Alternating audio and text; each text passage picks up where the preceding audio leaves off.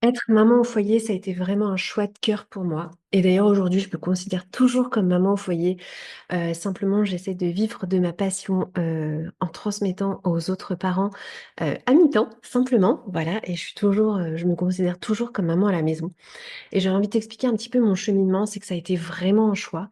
Ça a été quelque chose qu'on a construit avec mon mari, qui a été un choix, enfin c'est un choix. Heu, voilà, je t'explique, quand j'étais, jeune maman, je vivais dans un village perdu de la Lorraine, où il y avait que les chemins pour mener à ce village, voilà, donc on était vraiment dans un bled perdu, et en fait, toutes les personnes qui habitaient dans ce village-là, enfin la plupart, ils travaillaient au Luxembourg puisqu'on était pas très loin de la frontière.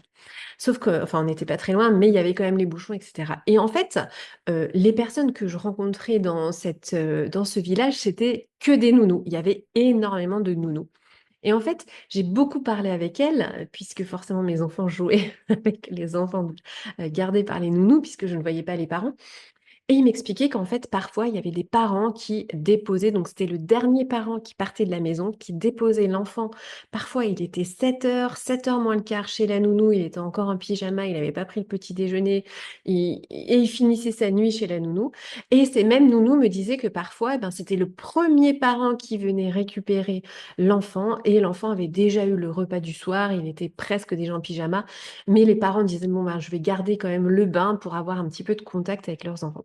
Et plus je discutais avec les nounous, plus elles m'expliquaient, ben, comment elles faisaient pour, rendre propre un enfant, comment ça se passait la journée, qu'elles voyaient les premiers pas et cetera, qu'elles envoyaient des vidéos aux parents pour, qu'ils puissent profiter de ça. Et en fait, ma grosse réflexion, c'est je me disais: «Mais en fait, on n'éduque pas nos enfants, en fait. On n'éduque pas et ces parents sont en train de louper complètement, les phases, de leurs enfants qui comptent, en fait». Et et du coup, moi, ça m'a mis, je suis assez maternante et vraiment c'est dans mon ADN, c'est dans mon instinct maternel de pouvoir profiter toutes ces phases-là et clairement, c'était pas au prix d'un salaire, en fait. Je préférais nettement profiter de ces phases-là et faire moi-même, mettre les mains dans la boue, dans le caca, littéralement et d'apprendre à mes enfants à devenir propres, à marcher, à manger par eux-mêmes. C'était pour moi beaucoup plus important parce que je voulais avoir une relation profonde avec mes enfants qui dure. Et clairement, dans ce village-là, j'ai vu aussi énormément d'ados qui étaient, complètement en perte de lien avec leurs parents, où les parents ne comptaient pas, où, les ados étaient entre eux, dans leur cercle du village et cetera. Et c'est pas que c'est mauvais, mais c'est qu'en fait, les parents sont passés à côté de beaucoup de choses. Et clairement, quand on passe à côté des trucs qui peuvent être chiants, hein, franchement, c'est pas très marrant d'apprendre à un enfant la propreté. Enfin, je sais pas toi, mais moi, voilà, changer 10 fois par jour un enfant, plein de pipi, ben, c'est pas très marrant, c'est pas fun du tout. Mais en même temps, j'ai remarqué que c'est en faisant ces choses-là qui sont vraiment ingrates un peu, que tu crées du lien, que tu gardes du lien et que tu te permets de connaître ton enfant, comment il réagit par rapport à l'échec, que tu peux l'encourager et que tu finalement construis ta posture de parent qui est accueillant, ta posture de parent qui va pouvoir avoir un enfant qui va avoir confiance en lui puisqu'il va le connaître, vous allez échanger dans les moments difficiles et clairement ça construit la relation. J'ai envie de t'encourager à ne pas avoir peur des choses qui sont difficiles, mais plutôt à chercher comment, vivre avec, comment garder le lien dans ces choses difficiles. Et clairement moi, mon choix ça a été: «Mais en fait ça ne vaut pas le prix d'un salaire». Alors oui, j'ai eu plein de réflexions en disant: «Bah, tu fais pas de carrière, qu'est-ce qu'il en est de ta retraite? C'est ton mari, c'est vraiment le le patriarcat au maximum». Mais en fait, c'était vraiment notre choix. Alors déjà, mon mari, en plus, il travaillait à la maison, donc du coup, il était participant aussi beaucoup parce qu'il voulait aussi être proche de nos enfants et avoir aussi cette relation. Il ne voulait pas être le père absent qui part bosser 10 heures par jour et qui finalement laisse tout à sa femme. Donc ça, c'était aussi notre modèle. Il voulait aussi participer au truc un peu galère pour pouvoir avoir du lien avec ses enfants et d'ailleurs, il a toujours ce lien aujourd'hui.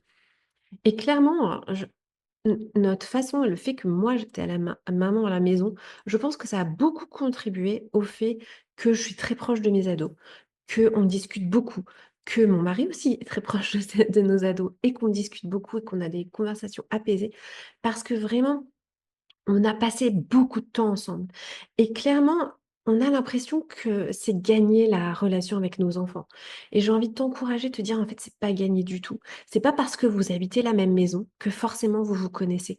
C'est pas parce que vous êtes colocataires dans une même maison que pour autant la relation, elle est acquise.